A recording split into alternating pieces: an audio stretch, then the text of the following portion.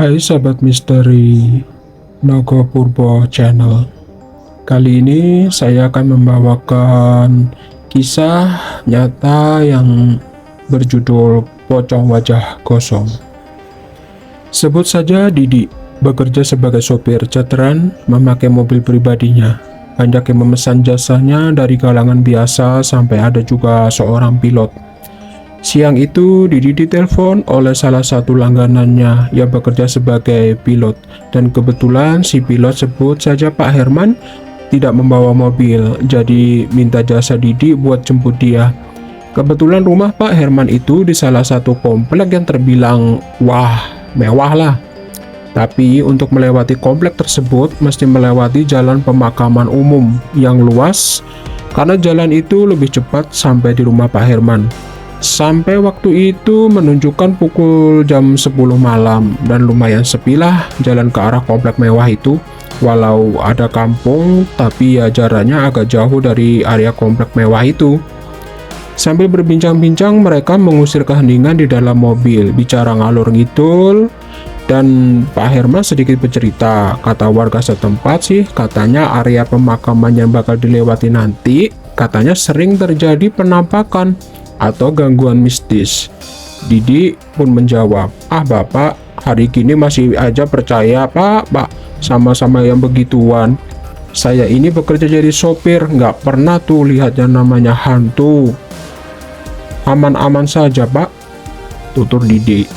Kamu, di Bapak kan cuma cerita, cuma dengar dari warga sini. Lagian kalau Bapak pulang juga, pas bawa mobil Bapak muter lewat jalur yang sana. Walau jauh nggak apa, lagian ramai jalur sana, tapi nggak sepi seperti jalur di sini, kata Pak Herman. Lalu tadi kenapa nggak minta lewat jalur yang sana aja Pak, jawab si Didi. Pak Herman menjawab, udah terlanjur nggak apalah, jalan aja, semoga aman. Setibanya mereka mulai memasuki area pemakaman, sudah semakin malam, jam menunjukkan jam 10. Pas di tengah-tengah area pemakaman umum itu hanya terlihat gelap dan cahaya lampu jalan yang nggak terlalu terang. Sepi lagi, nggak ada orang yang lewat, hanya mobil mereka saja malam itu yang lewat. Di tengah-tengah pemakaman tiba-tiba mobil Didi berhenti. Loh, kenapa ini kok mati, kata Didi. Wah, kehabisan bensin ya, disahut Pak Herman. Enggak kok Pak, tadi saya udah isi bensin. Ada-ada aja nih mobil, mana tengah kuburan pula, gumam Didi. Didi nggak takut sama sekali, sedangkan Pak Herman agak penakut orangnya. Didi turun dan mengecek mesin mobilnya. Setelah beberapa saat dibenerin, dia masuk mobil dan starter kembali. Tapi masih saja nggak bisa hidup mobilnya. Dicoba berkali-kali sama Didi, tetap saja nggak mau hidup. Tiba-tiba ada yang mengetuk jendela kaca mobilnya. Didi dan Pak Herman menoleh ke arah suara ketokan di jendela. Alangkah terkejutnya mereka. Yang mengetok sosok pocong berwajah gosong hitam. Seperti pocong ini mati karena terbakar. Wajahnya gosong dan ada seperti luka bakar campur darah yang keluar dari wajah si pocong. Didi yang pemberani langsung menciut hatinya ketika melihat sosok penampakan tersebut. Mereka berdua panik dan gak bisa berkata apa-apa, hanya gagap karena dilanda rasa ketakutan. Sosok pocong itu tetap berdiri di samping mobil mereka, tak mau pergi. Pak Herman yang memang seorang penakut pingsan begitu saja, sedangkan Didi masih sadar dan berusaha mengontrol rasa takutnya itu. Dan Didi berpura-pura pingsan di mobil. Dalam hati Didi, semoga tuh pocong pergi, sambil sedikit mengintip ke arah jendela melihat sosok pocong itu. Didi melihat sosok itu terbang dan menjauhi mobil mereka.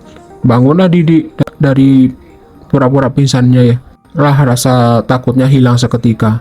Cepat-cepat dia mencoba menyalakan mobilnya kembali sambil melihat ke arah Pak Herman yang masih pingsan. Anehnya, seketika mobilnya di starter langsung nyala. Bergegaslah Didi menjauhi area pemakaman tersebut. Tiba di rumah Pak Herman, lalu Didi berusaha membangunkan Pak Herman dan mengetok rumah Pak Herman, dan istri Pak Herman kaget. Kok suaminya nggak sadar diri? Setengah sadar, Didi membopong Pak Herman masuk rumah dan duduk di sofa ruang tamunya. Istri Pak Herman bertanya, "Loh Mas, Didi, ini Bapak kenapa kok begini?" Lalu Didi menjelaskan tentang peristiwa seram tadi pas melewati area pemakaman yang dicegat sama pocong berwajah gosong. Istri Pak Herman pun bergidik ngeri. Duh Mas Didi, lain kali jangan lewat sana ya. Bahaya, mending muter aja jalur lain. Gak apa jauh tapi aman. Iya Bu, sahut Didi. Istri Pak Herman menyuguhkan kopi ke Didi. Setelah itu Pak Herman yang sudah sadar pun hanya bisa istighfar atas kejadian tadi. Dan kejadian itu adalah pengalaman horor bagi Didi buat pertama kalinya. Begitu juga dengan Pak Herman.